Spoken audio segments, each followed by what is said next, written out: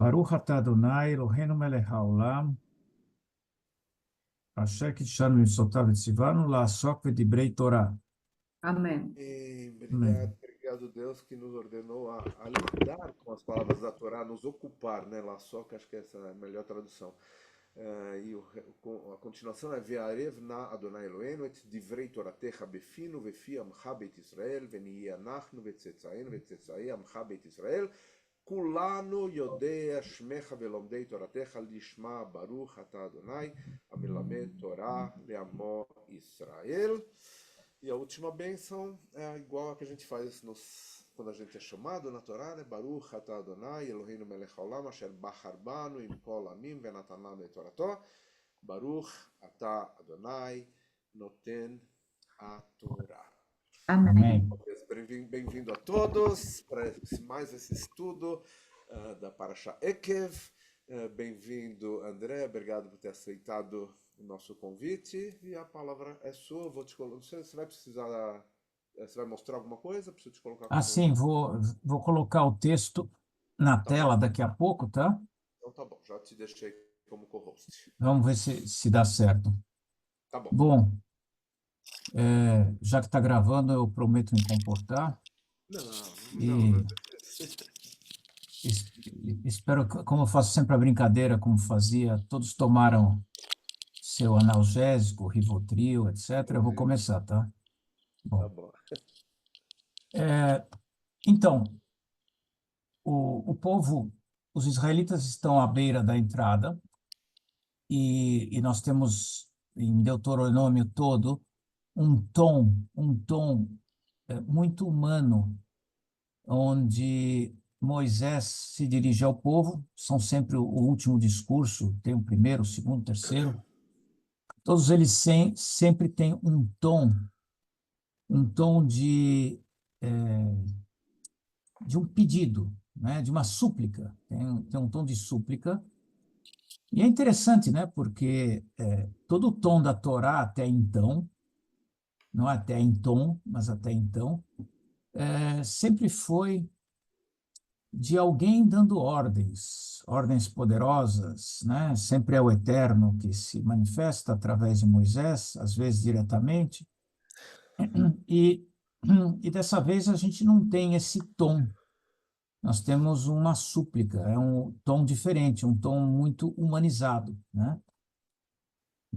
E aí a gente tem algumas noções interessantes, como o Eterno, Deus, ele se transforma ao longo da narrativa da Torá, da maneira como o editor montou os textos.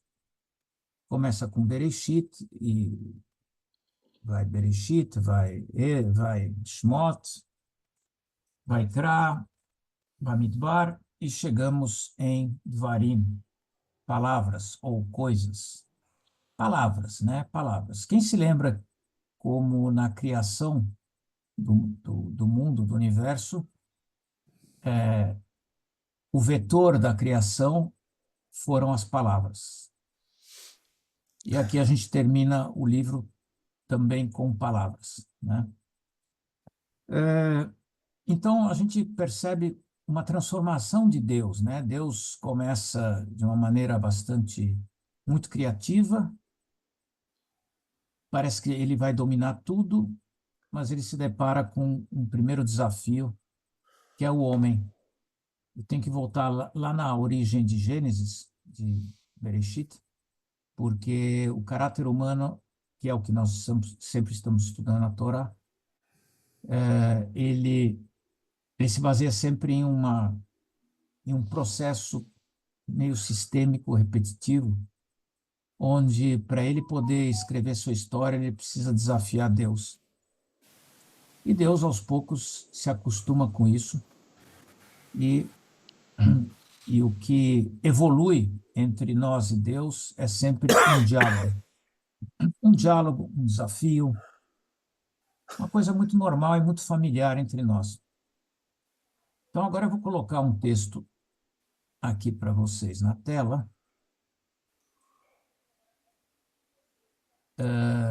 que eu montei através de alguns anos aí interpretando essa paraxá, e vamos lendo juntos. Deixa eu só ver de novo aqui. Como é que eu faço mesmo? Aqui embaixo tem o... onde é que tem a share? Share screen, André, no verdinho, embaixo. Tem uma setinha Perfeito, já para sei. cima. Boa.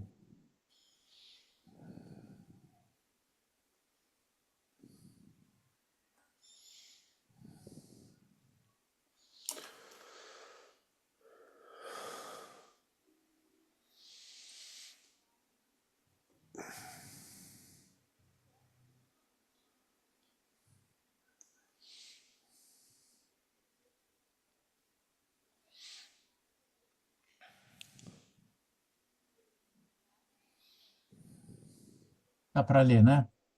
Tá bom? Bom, vamos lá. Então, a paraxá começa com Ekev. Ekev tem várias traduções, algumas delas, a que eu peguei diretamente aqui do Plaut, aparece como e se de fato vocês obedecerem estas regras. Percebam o início. E se, porque ainda existe uma dúvida se, de fato, o povo estaria obedecendo às regras ou não. A súplica é que Moisés, nesse momento, ele é finito, ele sabe que vai terminar, e ele se preocupa muito se tudo que ele ensinou, que eles viveram juntos durante essa travessia, essa jornada no deserto, de fato, o povo ficou alguma coisa dentro. E olha que nós estamos falando já da geração nova, porque a velha, com certeza, era difícil de educar. Mas a esperança era que a nova tivesse realmente sido educada. Então, existem várias a súplica se transforma, começa com uma súplica e, às vezes, começa a pegar um tom um pouquinho já de um conselho um pouco mais forte, né? Então, vamos lá. Eu vou ler para vocês alguns pontos. Eu vou resumir esses primeiros pontos, depois eu vou retocar eles novamente com um tom aí de gerar dúvidas e debates com vocês, tá? E se de fato vocês obedecerem estas regras? Pontos e referências. Primeiro, essa paraxá, como todo o Dvarim, é uma repetição da história da errância no deserto, tá? Começando com a saída do Egito. Então, nós temos a repetição de Kitissá. Até na ortodoxia, mais recentemente. Até na ortodoxia, mas nos outros movimentos, com certeza, há muito tempo. Né? Explica aí, por que até na ortodoxia? Explica para mim. Peraí, Davi, você está na outra reunião. Tá bom. Acho que é. Então, vamos lá. Repetição de Kitissá, etc. Pensam se cumprires os estatutos versus proteção do Eterno nas batalhas. Isso me lembra quando Jacó estava saindo, fugindo da casa dele, ele para numa clareira e tem aquele primeiro sonho, né? E nesse sonho ele acorda e fala consigo mesmo, fala com Deus. Não, ele fala consigo mesmo. Que interessante nessa clareira, o Eterno estava aqui, eu não sabia. Ele faz uma primeira negociação com Deus. Se você me der comida e abrigo, eu acreditarei em você.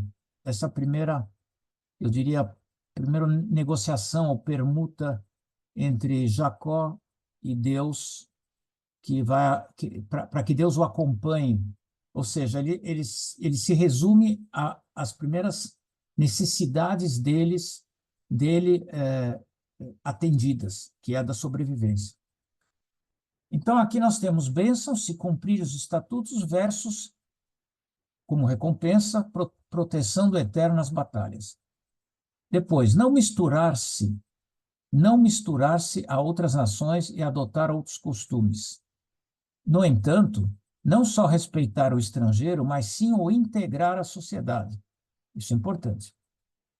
Recordação dos milagres, saída do Egito, proteção no deserto, enriquecimento material versus o esquecimento do eterno. Reverência a que todos os sucessos são obra do eterno, ideia da clarividência que a humanidade traz, o exercício de que as coisas adquiridas são conseguidas com a ajuda dos outros e das sociedades baseadas na cooperação, ao invés da competição. Isso é importante, hein? Nada se obtém sucesso sem a ação do grupo, do eterno e do sistema social. Vamos chamá-lo de tecido social. Ideia do deserto igual à ideia do isolamento para a descoberta do eu. Fase 1 do autoconhecimento. Ideia da conquista ou realização igual ideia da bênção do eterno, ou seja, existe a necessidade de estar conectado ao grande sistema, o eterno. Um sistema social, um tecido social, uma memória coletiva, são esses os ingredientes primários para se obter sucesso. Ver capítulo 9, versículo 4, versus a arrogância humana, que é igual à autoidolatria. Quando a gente fala não terás deuses estranhos, você pode ser o seu próprio Deus e estranho a você. Diferenciação da justiça humana versus a justiça universal ou imanente. Ou seja, não é porque nós achamos que algo é justo que merecemos o sucesso, pois esse depende de outro nível de merecimento não tangível aos nossos olhos e entendimento. Vem a ideia do indeterminado versus a meritocracia. Eu pergunto para vocês, a Torá é meritocrata? Para vocês pensarem, daqui a pouco eu abro para vocês se manifestarem. O texto começa nos dando um atrativo, como se ao obedecermos os estatutos, tudo estaria garantido. Nada é garantido, mas as chances de sucesso dentro de uma sociedade aqui pretendida aumentam muito. Depois, ver capítulo 10, versículo 12 em diante, sobre o espessamento do coração ou o entupimento deste. Agir com amor, compaixão e ética é muito diferente de ser apenas racional. Sem paixão não existe o sucesso. Agora eu coloco outros insights para pensar e perguntar. Alguém quer fazer uma pergunta sobre mais ou menos a estrutura dessa paraxá até agora? Ok. A boa vida. Lições do deserto.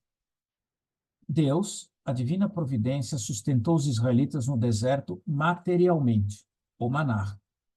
A importância da ideia aqui trazida de que as coisas se conseguem não porque a humanidade as desejou, mas porque a divina providência as apresentou. A oportunidade é ofertada por Deus.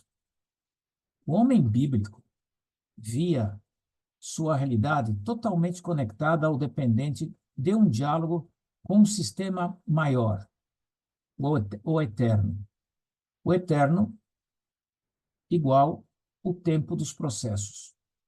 Interessante que o homem bíblico, embora Deus garantisse muitas coisas, ele enxerga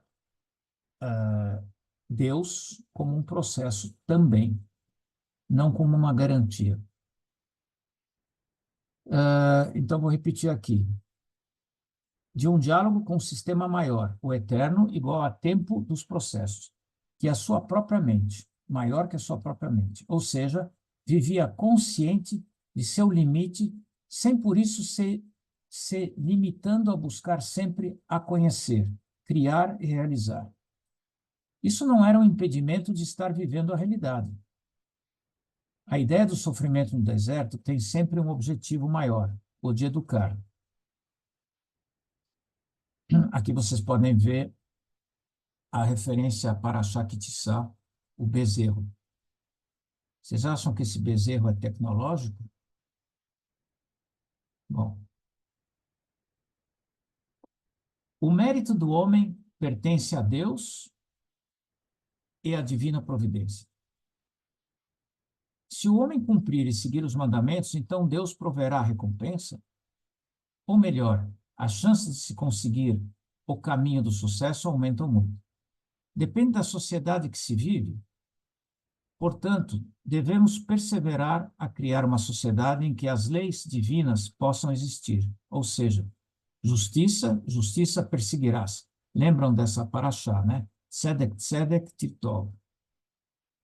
E assim que trazemos Deus para perto da boa vida, promovendo o compromisso mútuo. Aqui temos algumas revelações implícitas no texto. Revela que Deus também tem seus limites, tal qual o homem, e tece a importância de um mundo jogado a dois. Vejamos. Existe a ideia de que Deus inicial da criação teria o poder de fazer tudo, e a humanidade estaria observando-o no paraíso. No entanto, à medida que a Torá evolui, cresce a ideia que Deus vai transferindo à humanidade a responsabilidade por transformar o mundo em um lar com justiça, com paixão. Atributos estes, inicialmente pertencentes a Deus. A Parashá Kitissá deixa isso claro quando existem dois conjuntos de tábuas das leis, sendo a primeira escrita por Deus, no alto do monte, longe da humanidade, a qual, ao descer, choca-se com a realidade do homem e, portanto, se quebram, pois provavelmente idealizavam um projeto de homem impossível. Já as segundas tábuas são esculpidas ao pé do monte, perto da realidade, e escritas por Moisés, com Deus ao seu lado, embaixo do monte. Aí tem uma pequena pegadinha, porque na Parashá Kitissá, tudo acontece debaixo do monte, as segundas tábuas são debaixo do monte, perto, fora do acampamento, na tenda da assinação. E aí em Devarim, se vocês lerem, ele esculpe embaixo e depois sobe para continuar escrevendo. A humanidade é feita de contradições. Eu acho que é por isso que ela é rica e a gente aprende com isso. Observar as inscrições de posição no alto ou embaixo para verificar se não viajei demais. Sendo essas Então, as segundas tábuas são esculpidas ao pé do monte, perto da realidade, escritas por Moisés com Deus ao seu lado, embaixo do monte. Sendo essas com um projeto de humanidade possível, ou seja, um homem em transformação e movimento. A fonte do sustento ou do sucesso e arrogância. Quando o material está resolvido, o povo entra na boa terra, tem a sua agricultura, tem o seu pasto, está tudo resolvido. O homem sente orgulho de seus feitos, como se toda a tarefa fosse sua própria obra. Engano. A clareza que a humildade é capaz de trazer ao caráter humano manterá a humanidade ciente que o que se conquistou foi por um processo conjunto em que a divina providência proporcionou as oportunidades de tempo, lugar, espaço, e o homem, através do conhecimento, pode tirar proveito. Relembro de novo a palavra mazal. Makom, zman, lilmod.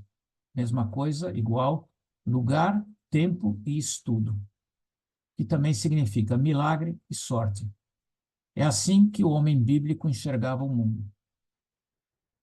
Como o homem tecnológico reconhece suas descobertas? Onde está Deus para nós? A ética da tecnologia. Será que existe? Bom, está aberto. Quem gostaria de fazer pergunta? Gostaram aqui, ó, o bezerro tecnológico. E aqui as tábuas da lei lá em cima do monte. Será que são inalcançáveis ou é melhor elas estarem ao pé do monte? Falando a linguagem do homem para com o outro, homem.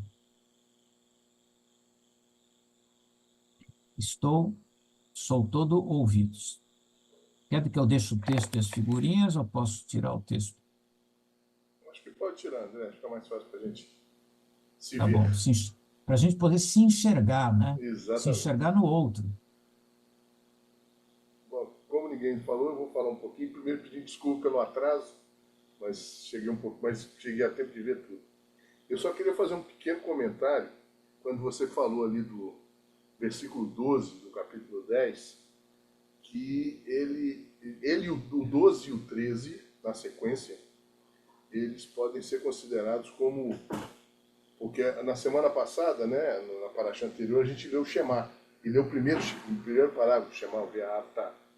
E o 12 e o 13, na hora que você pega o texto em hebraico, é basicamente uma repetição do Ve'ahavta. Sim, sim. Então, assim, é bem interessante, ou seja, essa reafirmação, essa ênfase que a gente deve ter o Shema como norte, né, como guia dessa unicidade de Deus, da nossa relação com Deus, e reafirmando, reconectando esse primeiro parágrafo do Shema. Os versículos 12 e 13, aqui no hebraico, é perfeito isso. Eu só queria fazer esse adendo. Celso, só somando o que você está falando, o verbo escutar, escuta, é algo essencial para que haja diálogo. Então, ele repete isso com certeza, e muito, e tanto é que virou uma coisa muito difícil de ser usada hoje, Com certeza. em dia. Com certeza. Com toda a telinha do celular e todas as... Desculpe falar, eu sou um adepto ao computador, ao celular, e às vezes penso quanto que eu estou perdendo porque não tiro isso da frente. Aliás, tem um filme argentino e espanhol muito bom que está passando aí na Netflix, recomendo a vocês. Não Posso Viver Sem Ti. Assistam, porque é uma comédia excelente. Valeu a indicação. Bom, pessoal, algum comentário, pergunta, dúvida, crítica? É só abrir o microfone e falar. Oi, Débora. Eu sempre dando meus pitacos aqui, né? Não entendo nada do estudo da Paraxá, mas Sempre muito bem-vinda. eu gosto muito da forma como você traz, André. Fica difícil, porque eu concordo com tudo que você coloca e acho que tem um conceito aí que você colocou que me agrada muito. Não sei se é óbvio para todo mundo, mas para mim é uma coisa que me chama a atenção e que eu gosto. Que a gente precisa levar em conta que o homem daquela época não é o homem de hoje, inclusive com as funções neurofisiológicas, com as funções mentais. O cérebro da gente foi evoluindo, a capacidade cognitiva foi evoluindo, e com isso o pensamento, e com isso a forma de sentir e atuar. Então, quando você coloca que o homem bíblico, né, me chama a atenção, porque eu penso exatamente assim. Isso é o que eu queria trazer, a minha contribuição. Mas, Débora, você tem que se aprofundar um pouquinho. O homem bíblico, quando a gente imagina esse homem bíblico, o nosso exercício, pelo menos o proposto, né? O proposto pela Torá, não por mim, pela Torá, pelo estudo da Torá, é se transportar por valores e cognições, talvez na palavra mais bonita aí, da parte psíquica, né? Como sendo o homem atemporal. O homem bíblico é um homem atemporal. Se você enxerga como ele via o seu entorno e você consegue metaforizar a poesia bíblica, você vai ver como ela é atual. Toda essa paraxá, Ekev, eu li também um negócio aqui do Rabino Sacks, que está aqui até embaixo aqui. Eu gosto muito dos comentários dele.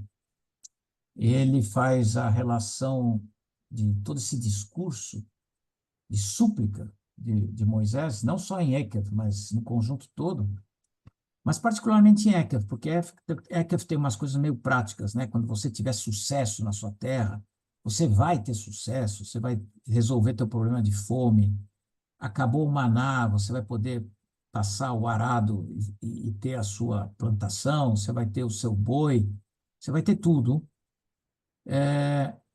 ele relembra três episódios, três escritores, né?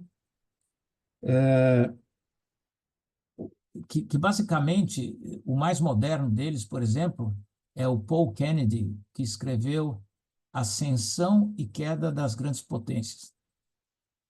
Então, pensa, vamos pegar o exemplo da Grande América, né?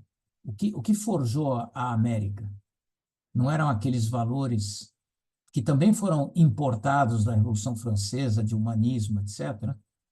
E o que fizeram os pioneiros lá? Né? O que eram os pioneiros? Os pioneiros queriam um país e uma sociedade que fosse totalmente humana, mais humana possível. Cansados das guerras religiosas da Europa, eles foram para os Estados Unidos para montar isso. E eles fizeram. Eles fizeram, as primeiras gerações fizeram isso mesmo. E aí o Rabino Sachs mostra como os valores imbuídos no começo da América, como também foram inspirados na Revolução Francesa e outros movimentos europeus antes, estão todos baseados nessa paraxá, dos valores que você não pode esquecer quando você vai ter sucesso. E aí, a preocupação de Moisés ou de Deus para com o povo que está para entrar na Terra Prometida não é porque eles iriam passar apertos, porque os apertos eles já tinham passado no deserto, e na saída, a troca de geração, a tentar estabelecer o diálogo, as leis, uma sociedade justa, as leis sociais que aparecem em Vaikra, coisas da terra, não pôr tropeço no cego, todas essas leis éticas que estão escritas, né? Deus está mais preocupado, Deus, Moisés, está mais preocupado no que o sucesso nessa terra vai fazer e como esse sucesso vai corromper tudo que eles aprenderam no deserto. Isso preocupa mais nesse discurso do que ia acontecer quando eles tinham acabado de atravessar o mar. Porque enquanto eles atravessaram o mar, eles não tinham nada, e tudo era perene, era errância, era algo impalpável, inclusive o próprio Deus. O próprio Deus judaico, o próprio Deus israelita, não tem forma, não toca. Serei o que serei. Isso é desconcertante para um materialista. Mas isso é o que sustenta uma jornada. O advir, o devir. E a ideia de errância judaica do que aconteceu desde a saída do Egito, atravessando o deserto, é um fundamento essencial para que o homem possa, essa errância, essa imaterialidade de Deus e das coisas, é que faz o homem bíblico, sim, o homem bíblico, entender que toda a vida é um processo, toda jornada é um processo. Um processo, não uma certeza, um processo. Um processo não quer dizer que você vai viver na incerteza, mas você tem que viver o processo, acertar e errar. E essa Ekev, que tem a ver com a paraxá que eu mais gosto em toda a Torá, que é Kitissá, até forcei o rabino na época, não forcei o bar mitzvah do meu caçula, que pegasse essa paraxá, porque eu achava que é a que mais ensina. Essa paraxá dá tudo errado. Vai lá, volta lá no Shmot e lê Kitissá. Tudo errado. A liderança erra, Deus erra, a liderança sobe para fugir dos problemas no monte, a que fica embaixo resolve de maneira rápida com um bezerro para não sofrer consequências, e Deus está preocupado em escrever as tábuas, quando na verdade devia deixar o homem escrever as tábuas. Todos erram, é maravilhoso. Porque ao errar, entra a ideia de que tudo será um processo. Você erra para depois acertar. Isso que é importante em toda a magnífica Torá, em tudo que está escrito nessa poesia. Se você conseguir associar a importância da errância e o perigo da estratificação, eu diria, latifundiária, estou falando assim um pouquinho forte, né? Não é bem latifúndio, mas o que que é a riqueza que a Terra promove com a divisão da terra, você já dividia os 12 reinos, um vai cuidar do rebanho, outro vai cuidar das uvas, outro vai cuidar...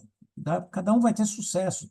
Todos vão materialmente se fixar. E o problema é o se fixar, porque o se fixar, que é necessário, vai contra a ideia do eterno estrangeiro, porque quando você se sentiu estrangeiro, e você se sente estrangeiro de você mesmo, e quando Moisés pergunta a Deus, quem é o teu nome? E Deus responde, serei o que serei, ou seja, se apresenta também como um elemento estrangeiro, e você acolhe o estrangeiro e o integra, esse processo de se sentir sempre estrangeiro, estrangeiro de si mesmo, estrangeiro da terra que você entra, porque você se vê diferente dos outros, é que conserva a sociedade no seu sistema de se autorrevolucionar, tanto individualmente as pessoas, como a sociedade, que é o desejável, porque se você não se revoluciona,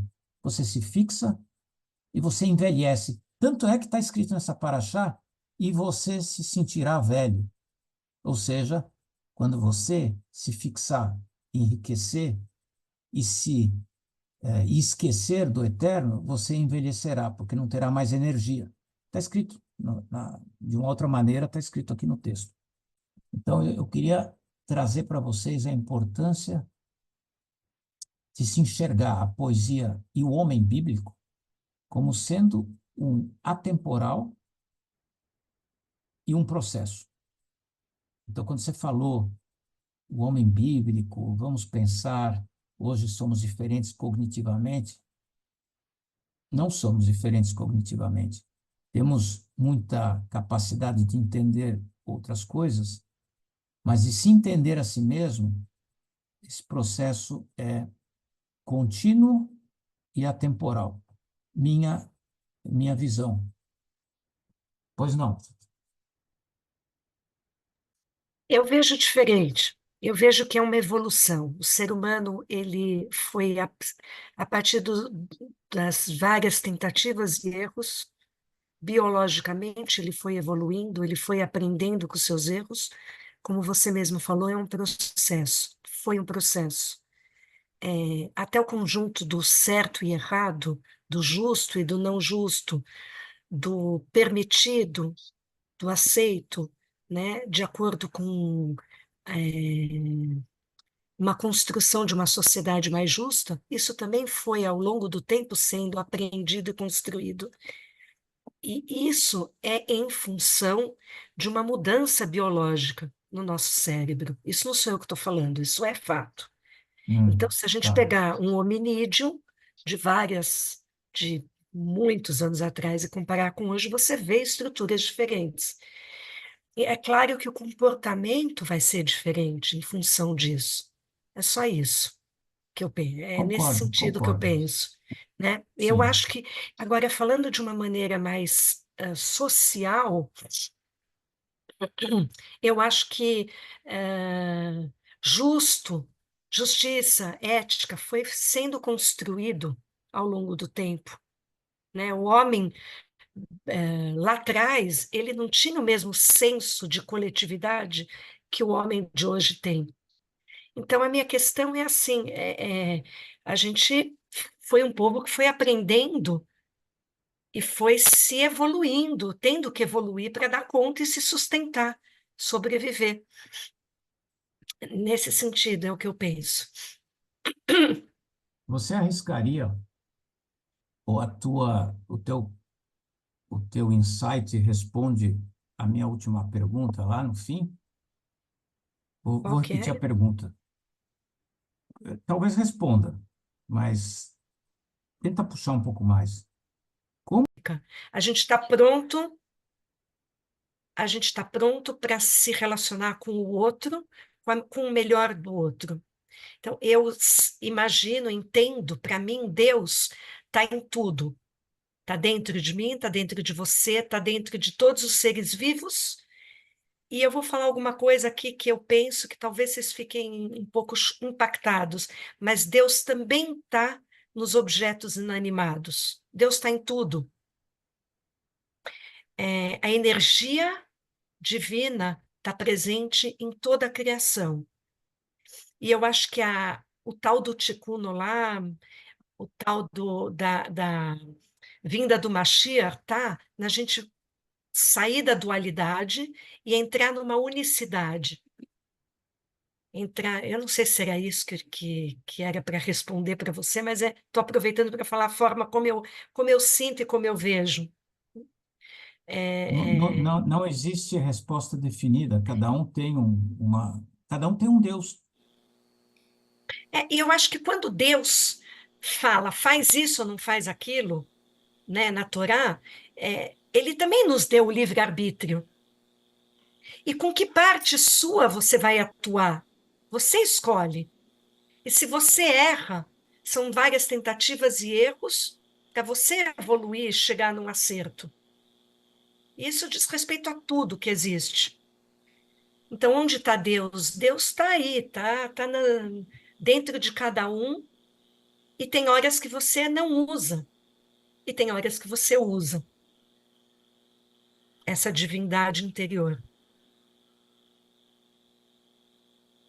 Muito bom. Muito bom. Muito Mais bonito alguém o teu gostaria de insight. falar?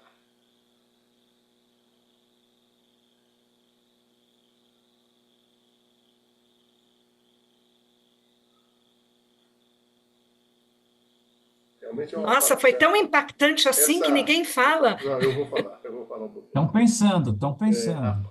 Essa paraxá realmente é uma paraxá que ela é muito densa, como o André falou, e a da semana que vem também, já dando um spoiler para a semana que vem, não percam, paraxá Re'ê também é muito densa, tem uma quantidade de temas e de assuntos que assim como o André instiga a gente a pensar. Por isso é bom a gente sempre de vez em quando ter ele aqui conosco, que ele tenta ver a coisa por um outro ângulo, um outro prisma. E é sempre muito interessante. E mais alguém gostaria de falar? Rê, quer falar alguma coisa? A Rê tem sempre uma colocação interessante.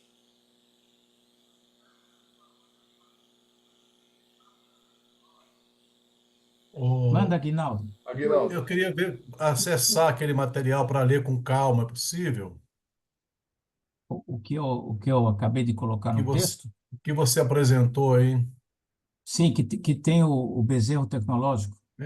Isso. Se puder Já. compartilhar, não sei se Posso, pode. posso sim, posso passar para quem? Passa para um de nós aqui e a gente põe no grupo lá. Tá Para mim, bom. para o Davi, a gente cuida disso. Tá, já posso fazer isso agora ou quando terminar? Tranquilo, sem pressa. Então, o que Aí.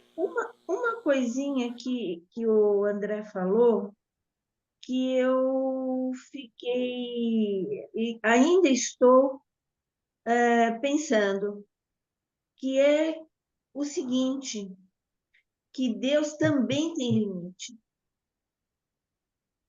E eu acho que somos nós que pomos limite a esse conceito de Deus, né?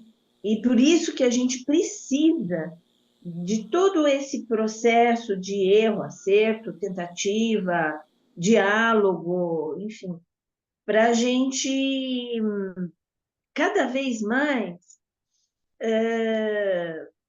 crescer, evoluir, tal. Mas somos nós que determinamos o limite, que na verdade a gente não sabe.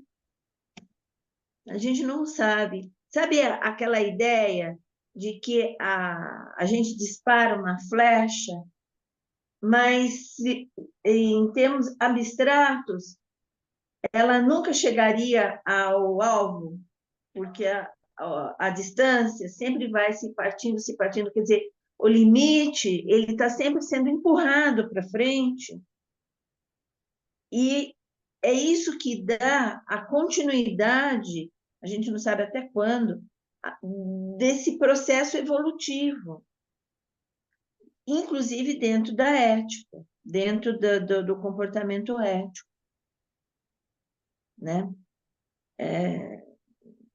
E isso me chamou a atenção, porque a gente sempre imagina Deus como um ser ilimitado. Boa. E, portanto, ele pode ser limitado? Aí é que está. Quem coloca limite? Somos nós. Muito bem. Por isso que tem uma frase nessa paraxá que Deus fala, e aí vocês vão pensar um pouquinho comigo. Deus fala como um elogio ou como uma reclamação? Qual é a frase dele? Povo de dura cerviz és, teimoso. Isso te soa como um carinho ou uma decepção? Está escrito na Me paraxá, hein? soa, me soa como uma constatação. Mas tem amor nessa Acho que tem, constatação por sim. parte... Eu acho Tem, que né? tem, sim. Eu acho que tem, sim. Como um pai falando, esse meu filho é uma teima. Ele não está reclamando do filho, ele está constatando e tem amor, sim, nessa constatação. Porque, Tem, né? apesar Isso, de Deus constatar que povo de dura cerviz, ainda assim ele insiste de todas as maneiras, ele dá todos os instrumentos para a gente, para guiar o povo para a terra prometida, qual seja ela, né? Não é só a terra física, a fisicalidade daquilo lá, mas Deus insiste no projeto dele de conexão com o ser humano, de interação com o ser humano. Eu penso que acho que tem amor, sim, viu? Eu acho que tem, sim. mas Quem seria mais teimoso? O Renata, povo de dura serviço ou Deus que insiste o tempo todo em boa, boa. Então são dois teimosos. dois teimosos tentando se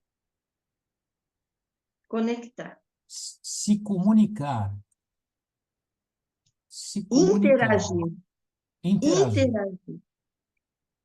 interagir. Muito bom mesmo. Mas Eu assim, gostei muito, Renata, gostei muito. ah, Mas essa sua pesquisa, essa nossa conversa, são dois teimosos, o teimoso com amor, o teimoso como desejável. Isso é muito judaico, extremamente, totalmente judaico. Eu é diria sim. que a boa educação que forma, ou seja, provar do fruto do conhecimento, você tem que ser teimoso, você tem que desafiar. Qual foi a atitude lá no paraíso? Não foi essa? Senão o homem teria sido um eterno espectador de Deus. Deus não queria. Por que Deus prova com duas árvores? A árvore da vida e a árvore do conhecimento. Repito, essa para mim é o chance da história. O homem, na sua consciência e inteligência, ele sabe que ele nunca será eterno. O que eu vou gastar comendo um fruto da vida se não vai me fazer efeito nenhum? Mas, se eu provar do conhecimento, eu me perpetuo pelo conhecimento através da transmissão. E aí entra o que a Débora falou. A gente evolui porque as palavras se transmitem. É esse o fruto do conhecimento. E que bom que ele desafiou Deus e saiu do paraíso, porque senão nunca seríamos o que somos. E Deus conosco. Excelente. Eu adorei a montagem. Renata, Débora, e em cima desse texto Deixa, provocador. deixa eu só te complementar mais. Eu tenho uma. Eu sou teimosa. Eu sou Ótimo. teimosa. Eu tenho uma ideia de que o erro que, porventura, nós cometemos ao, ao teimar e ao desafiar, o erro é necessário. É o que eu chamo de erro pedagógico. Kitissá, Parashá Kitissá. É o erro pedagógico. Você tem que errar, você aprende muito mais com o erro do que com o acerto, porque o acerto ele tem um repertório congruente ao seu repertório, não te acrescenta. E o erro pedagógico, o erro, você, você, é, você está sempre acrescentando alguma coisa, algum ensinamento, alguma informação, algum processo ao teu repertório. Se não existe o erro, é se não existe o atrito, você não vai para frente. Se não Por existe o isso, erro, você não aprende. por isso que os talmudistas precisam dos alunos e não de outros iguais a ele. Precisam dos Ah, alunos, porque os alunos vão fazer as perguntas que ele nunca, que o tempo dele já passou. E o aluno, não existe pergunta errada. No conceito talmudista, no exercício da discussão talmúdica, não existe pergunta errada. Então, perfeito. O que você falou é um processo muito rico, que é a estrutura de uma discussão talmúdica. E tem uma coisa muito, ao meu ver, muito importante dentro disso, Renata, que você está trazendo, que é Deus não quer que a gente seja um mero espectador da vida. Deus quer que a gente experiencie e experimente, e que a gente arrisque. Porque a vida que Deus nos deu, que criou, a criação, ela é movimento, ela não é estática. não, tem que ter dinamismo. A própria vida material, a materialidade do Eu não universo sei é se um movimento. cortou, eu não consegui falar, não sei se vocês me ouviram. Ouvimos sim. Sim, sim, Ouviram? concordo plenamente com Que você. vida é movimento. E, e o tempo todo experimentar, experienciar, e está sujeito a erros mesmo. E isso é o que transforma, isso é o que faz parte da evolução. É em Exatamente. função muito do. Achei bárbaro isso que você trouxe do Maslow, Makom Zman e Lilmod. Que é Né? isso? Mas É pergunta lugar, tempo e estudo. pergunta para um hebraísta, para o Celso, para o Davi. Eles talvez, acho que é isso, né? Perfeito, é isso aí. É isso aí. É o que E só, resume, só eu acho, que pegar, o comportamento, né? pegar dois ganchinhos, né, no que vocês falaram. Primeiro, no que o André falou, a questão da dura cerviz, que isso em hebraico é sheoref. E no Yom Kippur, que está chegando logo aqui na frente, a gente tem uma coisa chamada vidui, que a gente pede desculpas a Deus por ter sido cabeça dura. Kishino Oref, a gente fala isso várias vezes durante o Yom Kippur, são 4 ou 5 vezes a gente fala essa oração. Então, a gente é cabeça dura, mas depois a gente pede desculpas para Deus por ter sido cabeça dura. E a gente ainda pede desculpas adiantado, porque seremos Exatamente, cabeça dura. exatamente.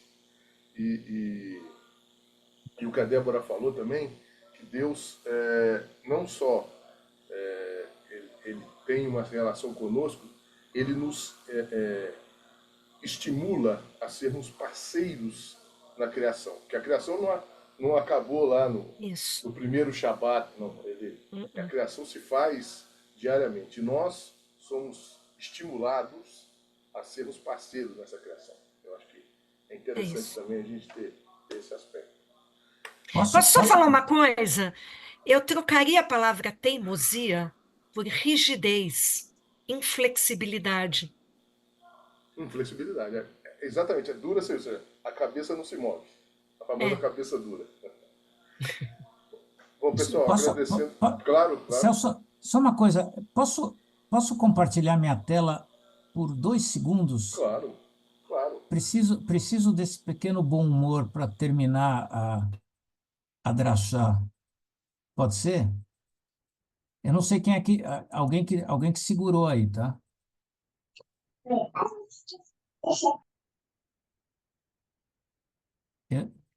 Quem é o Aí o Davi o está como host. o host? Não, então deixa. Eu mando para você, depois você põe no grupo. Pronto, Tá já ok. mandei. Tá ok. Obrigado, André. O Aguinaldo já recebeu as duas.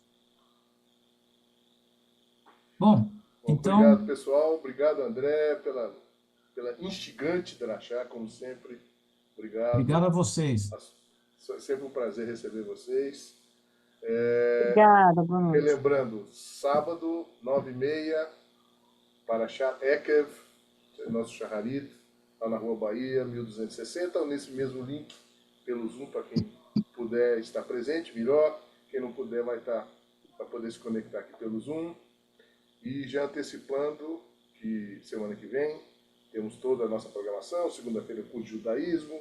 Terça e quarta, curso de hebraico. Na quarta-feira, estudo da Parashá Ekev. Desculpa, Parashá Re'eh, que é a Parashá seguinte, que começa com uma frase sensacional: diante de ti eu ponho a bênção e a maldição. E por aí vai. Acho que é imperdível também a semana que vem. E já antecipando, já que eu falei em Yom Kippur, vamos ter grandes festas aqui no Neshama. Os detalhes estão sendo finalizados. Em breve vai chegar para vocês a questão de custos, de horários, e de dias e do local. E aí a gente vai conseguir fazer um Yamim Noraim bem significativo, assim esperamos. Obrigado a todos. Boa noite, obrigado pela presença. André, mais uma vez, um abraço. Muito obrigada. Obrigado. Muito Obrigada, boa bonito. noite. Obrigada, Muito Débora. bonito. Muito bom, André. Obrigado, boa Parabéns. noite. Excelente aula. Gente,